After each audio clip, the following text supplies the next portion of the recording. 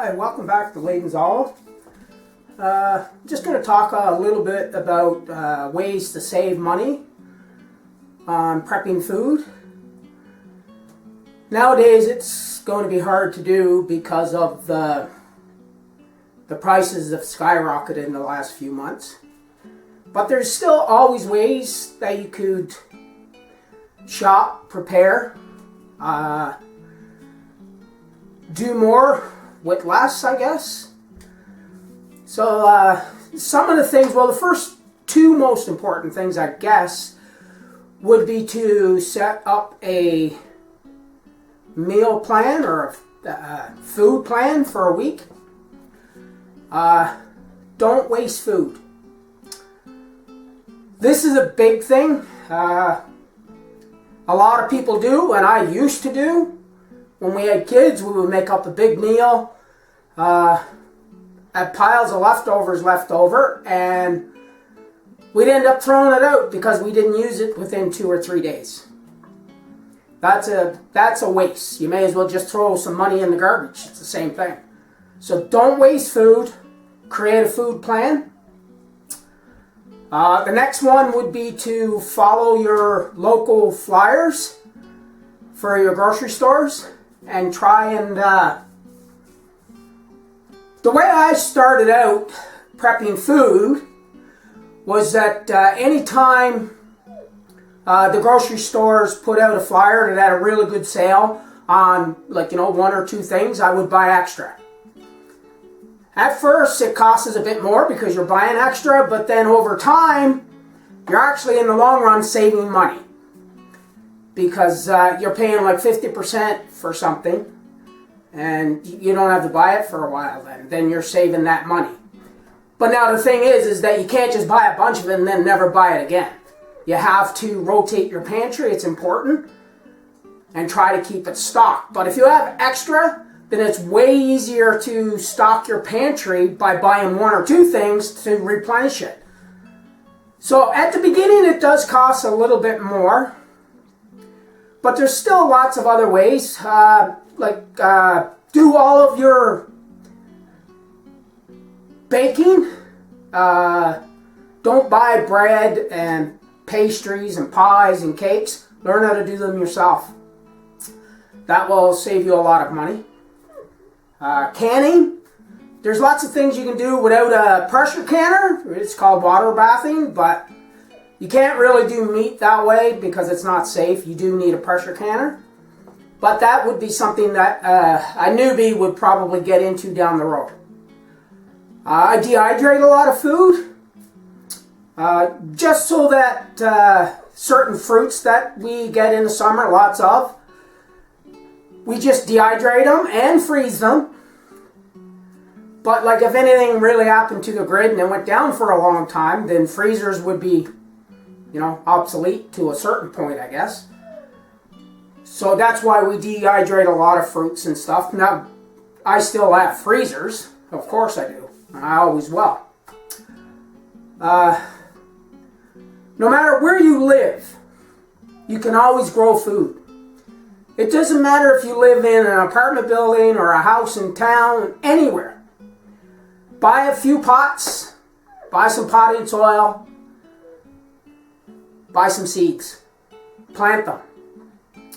And if you don't know how to do certain types of plants or stuff, or plants that can be grown in pots easily, there's always ways to find out what you're looking for. I mean, planting it takes time to learn how to do certain things because my opinion, the best way to learn is by making mistakes. So you don't make the same mistakes over and over and over and over. I mean, I've been growing food now for years and years. So yeah, I'm pretty good at it now. I'm not perfect by any stretch of the imagination. I'm always learning new things every year. But that's the joys of trying to be self-sufficient as possible, right? Which I am. I'm pretty good. I mean, like I said, the 3 or 4 biggest things is make a meal plan, buy extra when it's on sale, follow your flyers, don't waste food, always use your leftovers, for making other meals or just as a leftover. So yeah, those things are important, and plant some plants.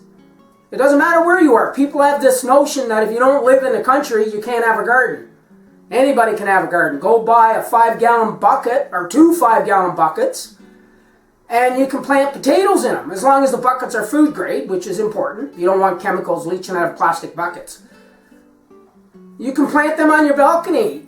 Usually what I do when I use buckets to plant my potatoes in, sometimes I'll do that on my front deck, back deck, even though I have gardens of potatoes. But I still like to grow them this way too, to see what, or how many potatoes I can get out of one bucket every year. I think the most I've ever gotten was 6 pounds out of one small 5-gallon bucket. That's pretty good. So yeah, there's always ways to do things.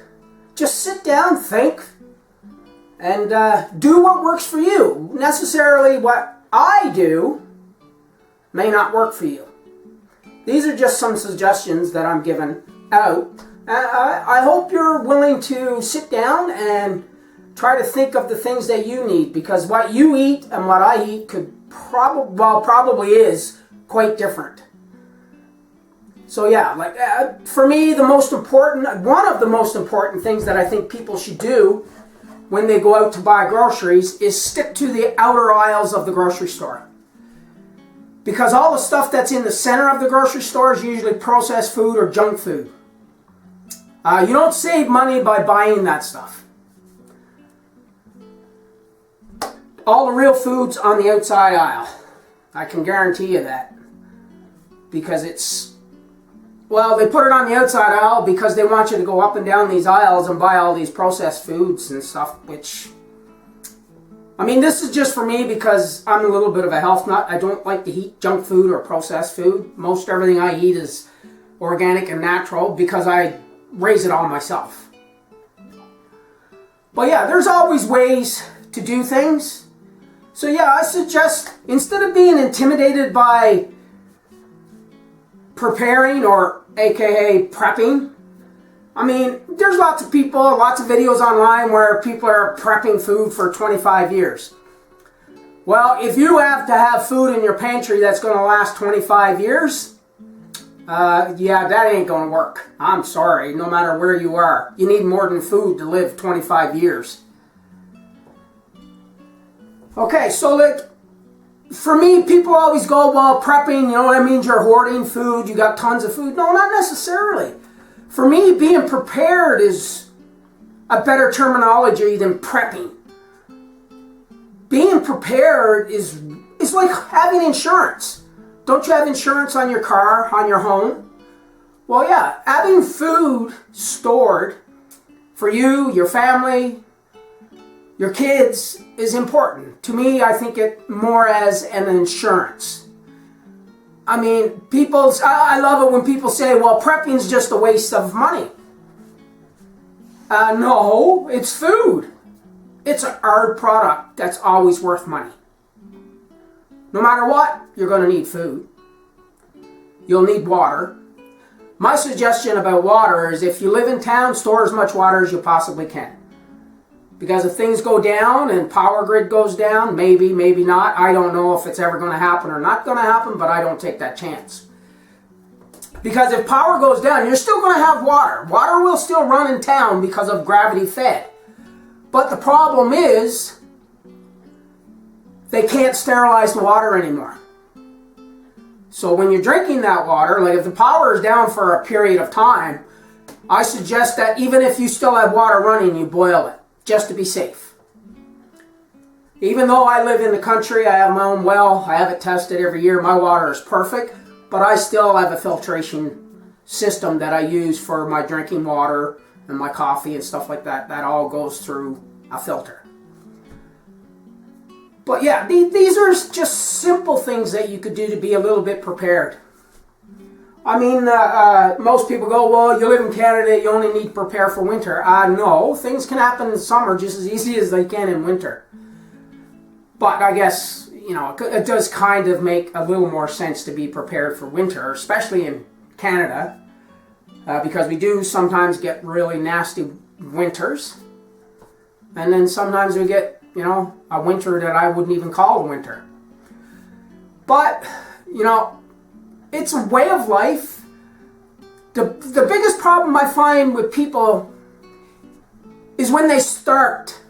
They don't want other people to look down on them and think that we're hoarders.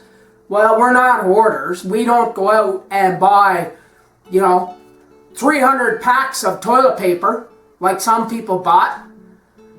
Toilet paper is no good to you people if you don't have food. Okay? Food is way more important. Toilet paper is a convenience, but you can live without it. Well, we would rather not, but we can.